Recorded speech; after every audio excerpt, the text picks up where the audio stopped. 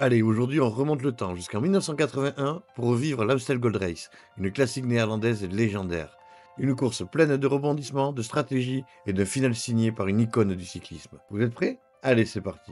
Le 2 avril 1981, 160 coureurs s'élancent de Erlen pour 237 km de souffrance dans le Limbourg. Des routes sinueuses, 21 côtes à grimper, dont le mythique Coburg et un vent qui ne pardonne pas. Cette année-là, l'Amstel n'est pas encore la course hyper tactique d'aujourd'hui, mais elle attire déjà les gros bras. Au départ, on a du lourd.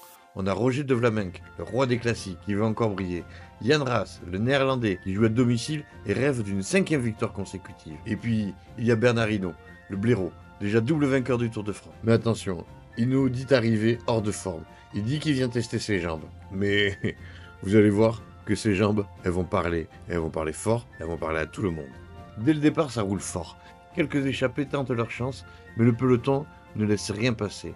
Les côtes usent les organismes et à 50 km de l'arrivée, ça commence à sentir la faim. Les cadors se placent et Hinault, discret jusque-là, commence à montrer les dents. Dans le final, un groupe d'une quarantaine de costauds se détache et tout se joue dans les derniers kilomètres vers Mersenne. Et là, c'est le grand show. Dans la dernière ligne droite, Hinault, casque rouge, maillot de champion du monde, lance un sprint monstrueux. De Vlaminck et Raas sont dans sa roue, mais personne ne peut suivre. Il franchit la ligne, les bras levés, et devient le premier Français à remporter l'Amstel depuis Jean Sablinski en 1966. Une masterclass, même sans être à 100%. Cette victoire, c'est du pur Hinault. Stratégie, puissance et mental d'acier. En 1981, il pose une pierre de plus à sa légende. L'Amstel Gold Race, elle, continue de grandir pour devenir l'une des classiques les plus prestigieuses. Aujourd'hui, on pense au Coburg, au sprint explosif, mais en 81, c'était déjà la guerre.